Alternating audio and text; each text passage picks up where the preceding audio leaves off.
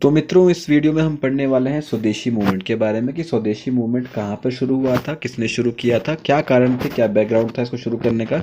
इसके बारे में इस वीडियो में हम देखने वाले हैं। ठीक है जी। अब क्यों देखने वाले हैं, पहले इसके बारे में जान लेते हैं कि क्यों इसके बारे में पढ़ रहे हैं। तो यूपीएससी आपसे 2023 के अंदर इसके बारे में क्वेश्चन पूछ चुकी है। क्वेश्चन क्या था आपके सामने कि स्टेटमेंट 1 आपके सामने दी गई थी और स्टेटमेंट 2 आपके सामने दी गई थी। आपने बताना था कि कौन सी स्टेटमेंट सही है, कौन सी स्टेटमेंट सही नहीं है, दोनों सही है क्या नहीं है। ठीक है जी। तो स्टेटमेंट 1 है आपके सामने कि 7 August is declared as the national handloom day. Okay. Second statement 2 जो आपके सामने थी वो थी कि it was in 1905 that the swadeshi movement was launched on the same day. तो क्या यह स्टेटमेंट दोनों सही है या नहीं है, कि कौन सी गलत है कौन सी सही है, इसके बारे में जानेंगे। जानने के लिए हमें पता होना चाहिए कि स्वदेशी मूवमेंट एक्चुअली में था क्या और कब शुरू हुआ था। ठीक है जी। तो पहली बात की क्यों शुरू हुआ था इसके बारे में देख लेते हैं। बात इसकी थोड़ी बैकग्राउंड की करते हैं कि स्वदेशी मूवमेंट शुरू क्यों हुआ था। शुरू होने का कारण एक ही था कि लॉर्ड कर्जन जो थे 1905 के अंदर उन्होंने पार्टीशन ऑफ बंगाल किया था। क्या किया था? बंगाल का पार्टीशन किया था। किसने? लॉर्ड कर्जन ने 1905 की ईस्वी में। ठीक है जी। जब वहाँ पे अंग्रेजों का शासन चल रहा था हमारे भारत देश के अंदर, तो लॉर्ड कर्जन ने 1905 के अंदर क्या किया था? आपका क्या किया था? बंगाल का विभाजन किया था। तो उस बंगाल के विभाजन को अपोज करने के लिए कुछ एंटी पार्टीशन मूवमेंट जो चलाए गए थे। ठीक है जी। तो जो ये स्वदेशी मूवमेंट है उसकी रूट्स जो है वो एंटी पार्टीशन मूवमेंट से ही निकली हुई आपको देखने को मिलेगी।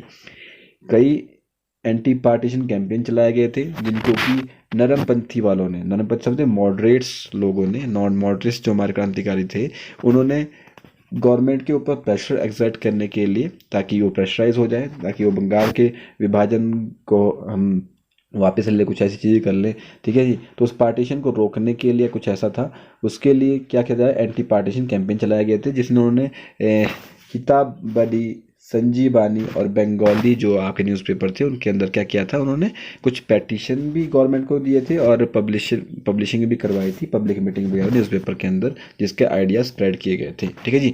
अब स्वदेशी मूवमेंट के बारे में पढ़ लेते हैं कि 1905 ईस्वी में कलकत्ता टाउन हॉल के अंदर एक मैसिव मीटिंग होती है जिससे formal proclamation of the swadeshi movement was made.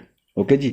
तो ये जो किया गया था, वॉकआउट करना है हमें कि हमने मैनचेस्टर क्लोथ या फिर लिवरपूल सॉल्ट जो था हमारा, उसको हमने क्या करना है, बायकॉट करना है। हमने अपने देश का बना हुआ माल इस्तेमाल करना है, अपने देश की चीज़ों को ज़्यादा इंपॉर्टेंस देनी है एज़ कम्पेयर टू बाहर की बनी हुई चीज़ों से। इससे क्या होगा? इससे यह होगा कि बाहर के लोगों का इंपोर्ट कम होना शुरू हो जाएगा। इंपोर्ट कम होगा तो क्या होगा, उनकी अपनी आर्थिक व्यवस्था ज़्यादा अच्छी तरीके से सुधरेगी। तो इसलिए क्या किया गया था, यह बायकॉट मूवमेंट चलाया गया था।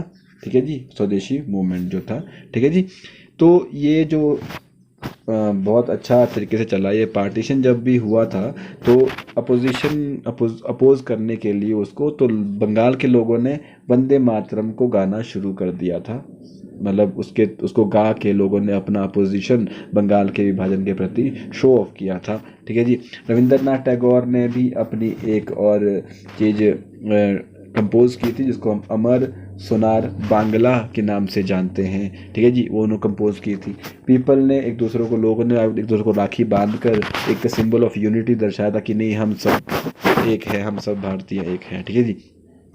तो although movement was confined majorly to Bengal, परंतु कुछ लोगों ने उसको बंगाल से बाहर भी इसको स्प्रेड किया था। जैसे बाल गंगाधर तिलक ने उसको पूना और बॉम्बे के अंदर स्प्रेड किया था। लाला लाजपत राय और अजीत सिंह ने पंजाब के अंदर उनको स्प्रेड किया था। सैयद हैदर राजा ने उन्होंने दिल्ली में उनको उसको काफ़ी ज़्यादा फेमस किया, और चिदम्बरम पिल्लाई ने उसको मद्रास के अंदर बहुत ज़्यादा फेमस किया था। ठीक है जी। तो आपको ये थोड़े से जबरदस्त वाले नेता भी थे। फिर बात ऐसी हुई कि इंडियन नेशनल कांग्रेस का क्या रिएक्शन था उसके प्रति, ये भी देखने को बहुत बनता है।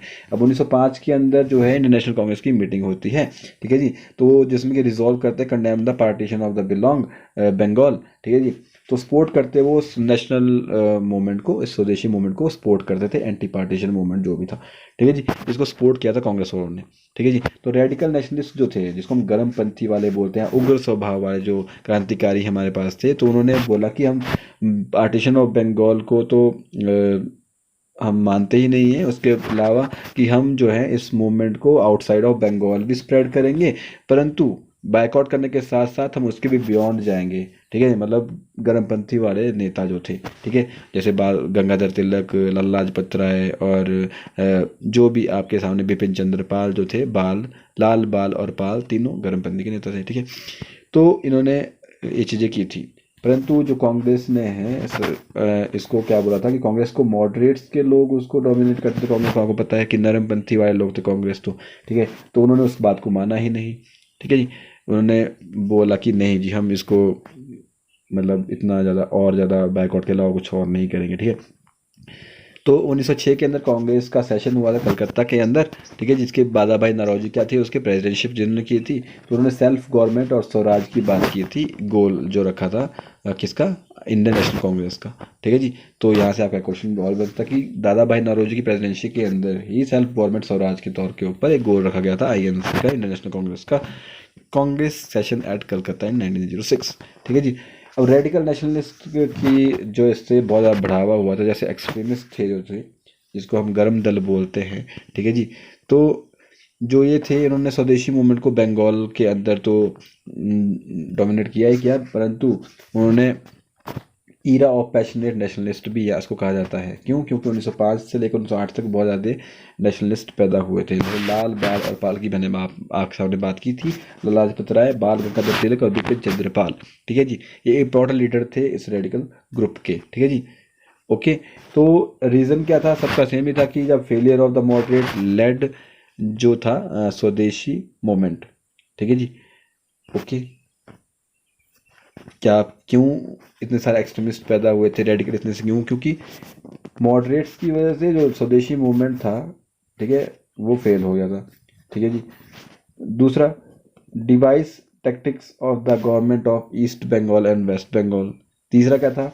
Violent measures of the Britishers to suppress the movement, ठीक है, मतलब उन्होंने बहुत कुछ किया था अंग्रेजों ने इस आंदोलन को सप्रेस करने के लिए। अब आंदोलन को सप्रेस करना तो उनका बनता ही था, क्योंकि उनका इंपोर्ट जो कम होने वाला था उससे, अगर भारतीय अपनी बनी हुई देश की बनी हुई चीज़ों को इस्तेमाल करना शुरू कर दें, तो जो बाहर से इंपोर्ट हो रहा है वो कम हो जाएगा। अब भारत की जनसंख्या इतनी ज़्यादा है, ठीक है जी, अगर अब इंपोर्ट कम हो जाएगा, अपने देश की चीज़ें बनाए इस्तेमाल करनी शुरू कर देंगे, तो भारत के ऊपर डिपेंडेंसी ख़त्म हो जाएगी, उनको पैसा नहीं मिलेगा, फिर उनकी इकोनॉमी थोड़ी डाउन आ जाएगी। बहुत सारे प्रोसेस ऐसे सिविल उन्होंने सप्रेस करने की कोशिश की थी, ठीक है। तिलक ने, जो बाल गंगाधर तिलक थे, उन्होंने स्लोगन भी दिया था कि freedom is my birth right and I shall have it, कि आज़ादी मेरा जन्मसिद्ध अधिकार है और मुझे यह मिलनी चाहिए, ठीक है जी। स्वतंत्रता मेरा जन्मसिद्ध अधिकार है, ठीक है जी। इम्पैक्ट क्या था स्वदेशी मूवमेंट का? इम्पैक्ट हुआ कि इंपोर्ट्स में डिक्लाइन हो गया, जैसे कि मैं बात कर रहा हूँ, ठीक है जी। और ग्रोथ ऑफ एक्सट्रीमिस्ट हुआ, जिसकी बात हमने भी की। मिंटो मार्ले रिफॉर्म भी आया था 1909 के अंदर, ठीक है जी। तो उन्होंने ब्रिटिशर्स ने कुछ अपनी तरफ से जो कुछ भी करना था वो किया। गोपाल कृष्ण गोखले ने इस बहुत अच्छा इंपॉर्टेंट रोल प्ले किया है इन फ्रेमिंग दीज रिफॉर्म्स को, ठीक है। तो 1909 के अंदर जो चीज़ें एस्टाब्लिशमेंट ऑफ स्वदेशी इंस्टीट्यूशन बनाए गए थे, जैसे कि रविंद्रनाथ टैगोर के शांति निकेतन से इंस्पायर होकर 1906 के अंदर नेशनल काउंसिल ऑफ एजुकेशन बनाया गया था। बंगाल इंस्टीट्यूट ऑफ टेक्नोलॉजी की स्थापना भी की गई थी। ग्रोथ इन स्वदेशी इंडस्ट्री, अब ऑब्वियसली बात, स्वदेशी मूवमेंट जब हमने चलाया तो स्वदेशी इंडस्ट्री भी फलेंगी फूलेंगी, तो स्वदेशी textile mills, soap, match facts etcetera etcetera सारी कंपनीज को फायदा होना शुरू हो गया था, इनकी इंडस्ट्री बढ़नी शुरू हो गई थी।